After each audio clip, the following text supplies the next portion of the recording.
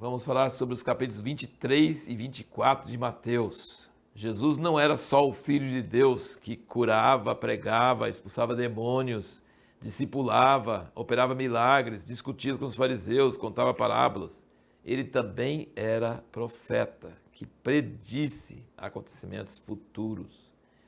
Se você for, não é uma coisa que nós vamos ver agora, mas Jesus conseguiu pegar o fio da meada que Daniel deixou no Velho Testamento e dar sequência. E Jesus falou sobre a destruição de Jerusalém, sobre a destruição do templo, sobre a entrada da igreja. Na verdade, realmente falou quase tudo isso em termos de parábolas. Mas Jesus foi profeta e predisse várias coisas que iriam acontecer depois dele. Aqui o capítulo 23 de Mateus é muito chocante a maneira que Jesus trata com a questão dos fariseus e dos religiosos da sua época. Lembra que no Sermão do Monte ele diz que não deve fazer as coisas para serem vistos pelos homens? Pois aqui no capítulo 23, versículo 5, ele diz: todas as suas obras eles fazem a fim de serem vistos pelos homens. Eles fazem exatamente o que ele fala no Sermão do Monte que não se deve fazer. Orar em público de forma para os outros poderem ver, querer aparecer, fazer as coisas, querer os primeiros lugares nos banquetes, ser chamado de rabi, com respeito nas praças. E aí ele fala uma coisa que o cristianismo moderno perdeu totalmente o sentido. Ele fala, versículo 8 do 23, vós, porém, não querais ser chamados rabi, porque um só é o vosso mestre, e todos vós sois irmãos. E a ninguém sobre a terra chameis vosso pai, porque um só é o vosso pai, aquele que está nos céus.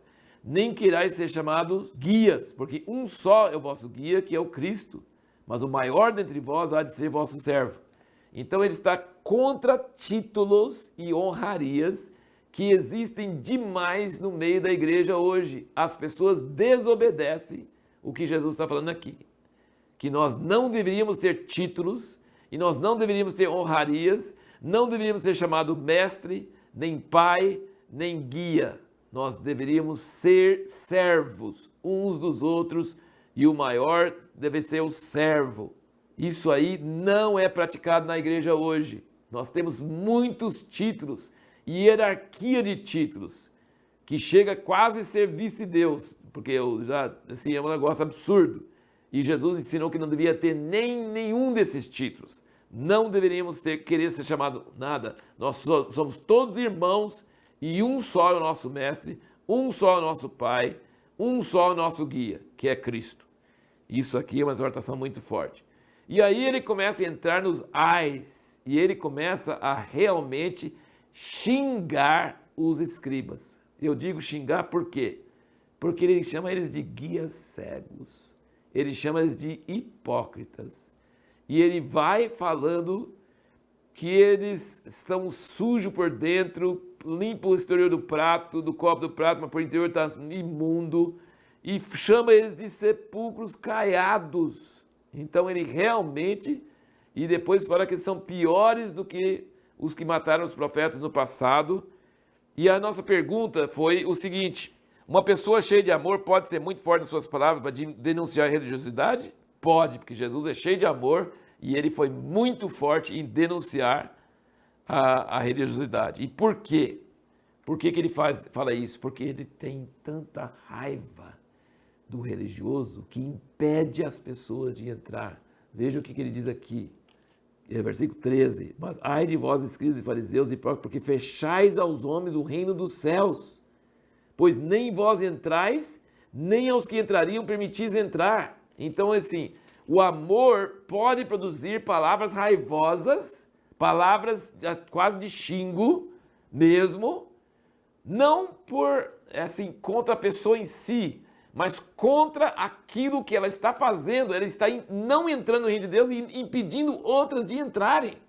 Você quer ver uma coisa que traz raiva em Jesus? É ver pessoas que não querem entrar e impedem os outros de entrar.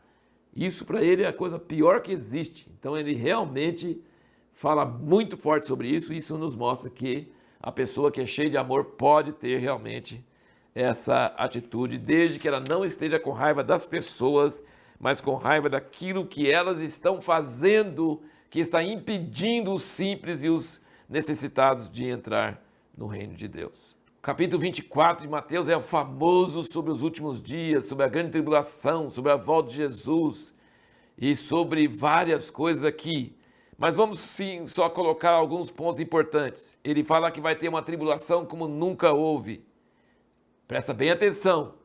Não se diz em lugar nenhum que a igreja não vai estar na terra durante a tribulação. Vai estar sim. Ele diz que esses dias serão encurtados por causa dos eleitos. Se não fossem encurtados, nem os eleitos seriam salvos. Então vai ser encurtado. Mas que vai estar na terra a igreja durante o tempo da tribulação, vai estar. Então prepare-se para isso. Vai ter tribulação como nunca houve, vai ter engano como nunca houve, falsos cristos, falsos profetas, heresias, vai ter iniquidade como nunca houve, ele fala, vai se multiplicar a iniquidade, vai esfriar o amor de muitos, vai, por causa da perseguição, muitos vão trair uns aos outros, entregar seus pais, suas mães, seus irmãos, vão denunciar, vão trair, vão ser escandalizados, vão abandonar o evangelho e vão denunciar seus irmãos, suas irmãs. Muitas pessoas que hoje você acha amigos não vão te trair, ele vai ter muita traição. Muitos vão se desviar da fé.